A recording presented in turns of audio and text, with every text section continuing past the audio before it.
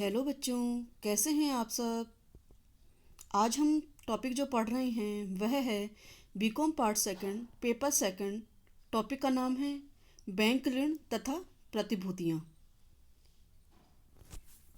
इसके अंतर्गत हम बैंक ऋण कैसे देते हैं, कौन कौन सी प्रतिभूतियाँ हैं, क्या गारंटी होती है और गारंटर दाता के क्या अधिकार दायित्व आदि के बारे में हम जानकारी लेंगे।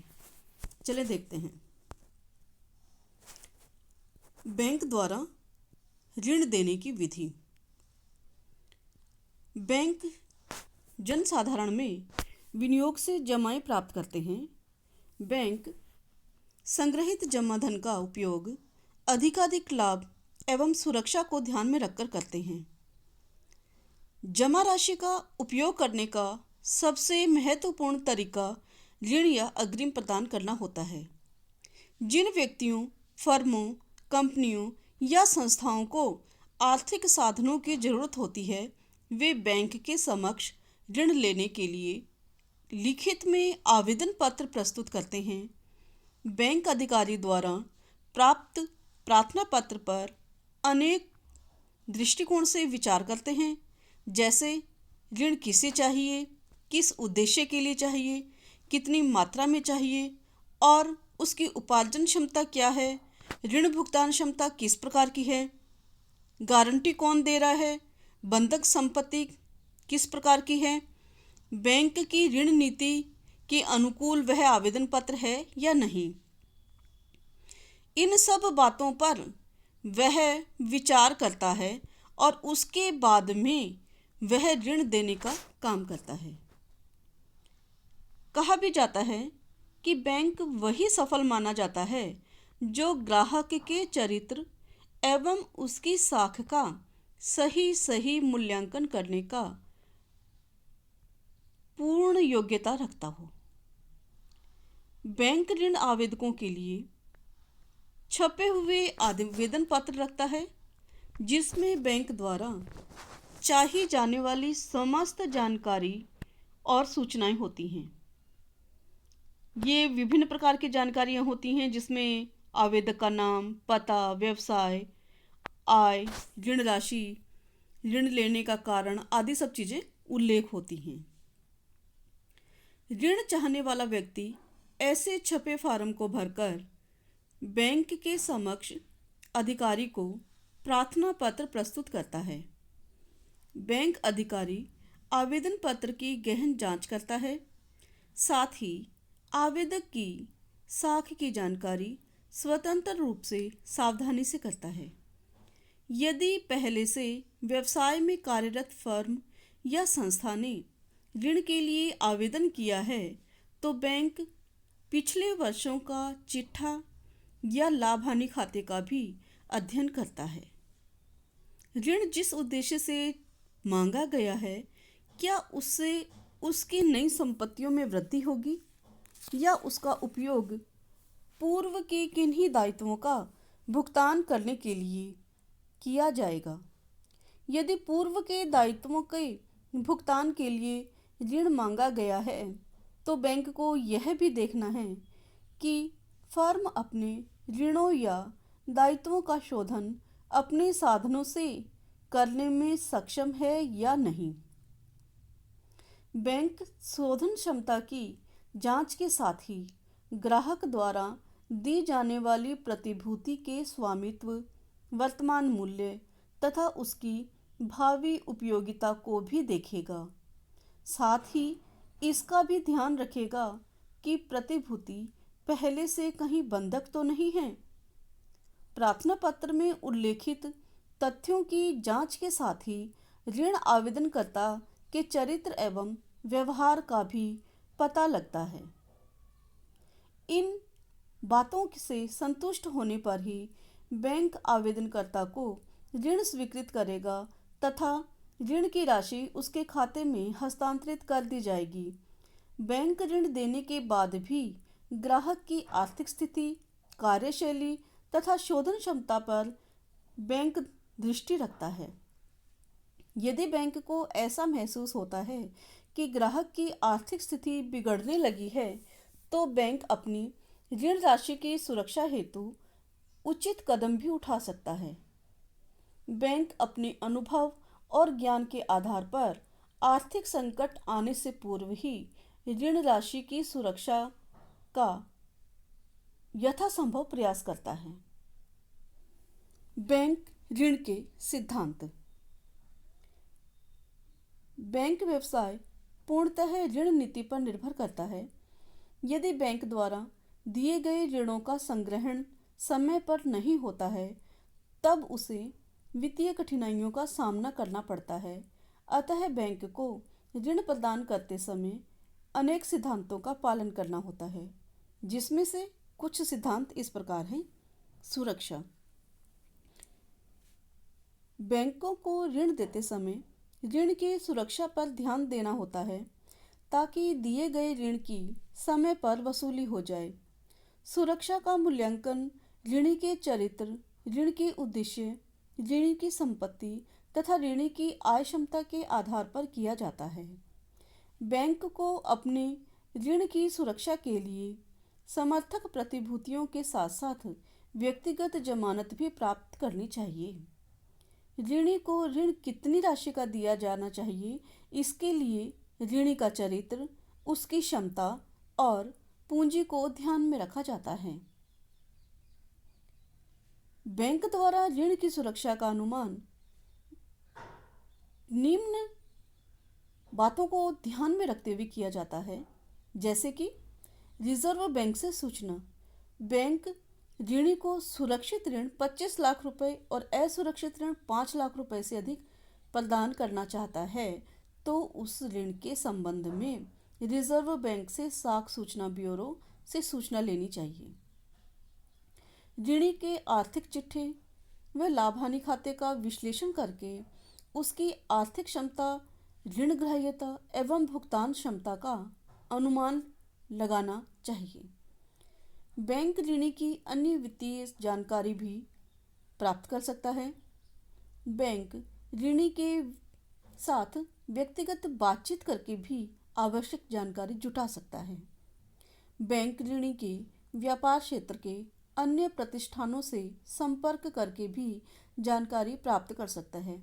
यानी कि सुरक्षा के संबंध में बैंक को पर्याप्त सावचेत रहना चाहिए कि यह सुरक्षा ऋणी के चरित्र, क्षमता और पूंजी के ऊपर निर्भर करती है और बैंक को इस सिद्धांत का पूरा पालन करना चाहिए।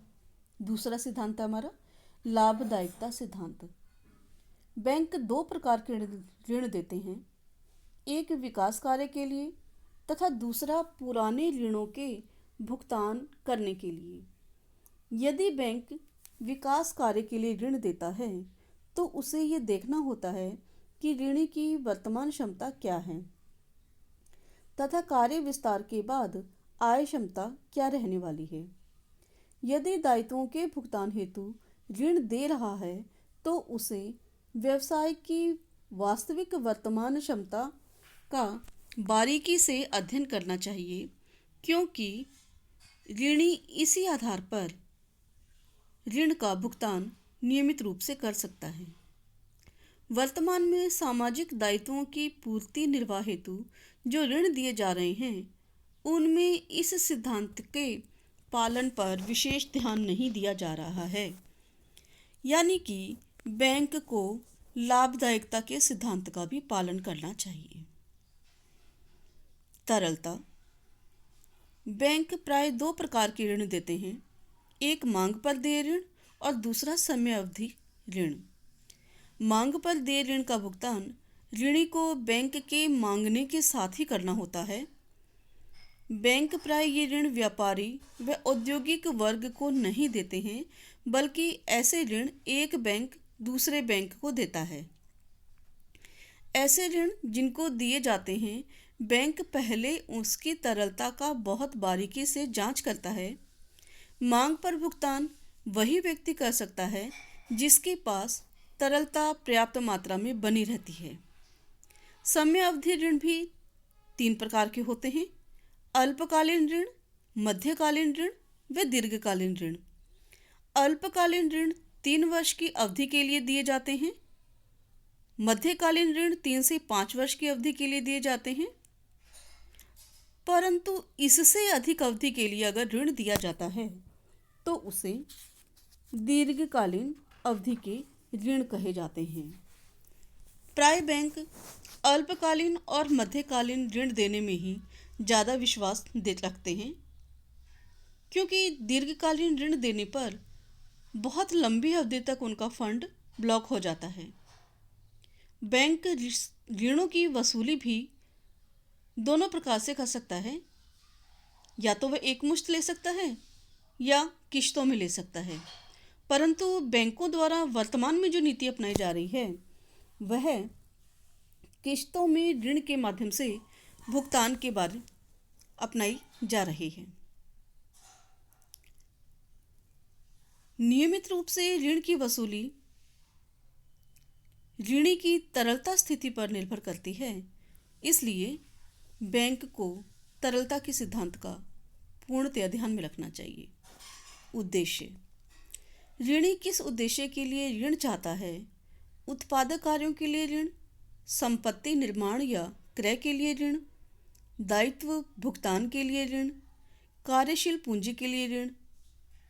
बैंक उद्देश्यों को ध्यान में रखकर ही ऋण देते हैं। उत्पादन कार्यों के लिए, कार्यशील पूंजी के लिए बैंक सरलता से ऋण प्रदान करता है। स्थायी संपत्तियों के क्रय हेतु ऋण ऋणी की आय क्षमता व बचत प्रवृत्ति को ध्यान में रखकर दिया जाता है। दायित्वों के भुगतान हेतु बैंक प्राय ऋण नहीं देते हैं, लेकिन जब भी दिया जाता है तो उसकी आर्थिक स्थिति की स्थिरता का अध्ययन करके ही ऋण प्रदान किया जाता है। उत्पादकता के लिए दिए गए ऋण से नया उत्पादन होगा, ऋणी के व्यवसाय का विस्तार होगा, अतः ऋणी नई ऋण का भुगतान आसानी से कर सकेगा। जोखिम: व्यवसाय जोखिम पर ही टिका होता है। बैंक का स्वयं का व्यवसाय भी जोखिम से परिपूर्ण होता है। जोखिम के अभाव में लाभ की आशा करना एक कल्पना मात्र है, लेकिन इसका आशय यह नहीं है कि बैंक बिना सोचे समझे ऋण दे। जोखिम को कम करने का सबसे अच्छा उपाय है कि बैंक ऋण किसी एक संस्था को न देकर एक से अधिक संस्थाओं को दे, ताकि बैंक अपनी तरलता बराबर बनाए रख सके। वह जोखिम का प्रतिशत भी बहुत कम हो जाता है। साथ ही बैंक भी जोखिम की हानि से बचने के लिए आवश्यकता अनुसार कोष का निर्माण भी कर सकता है। बैंक ऋण देते समय विविधता के सिद्धांत को अपनाकर जोखिम को कम कर सकता है। सरकारी निर्देश: सरकार द्वारा अपने सामाजिक दायित्वों के निर्वाह हेतु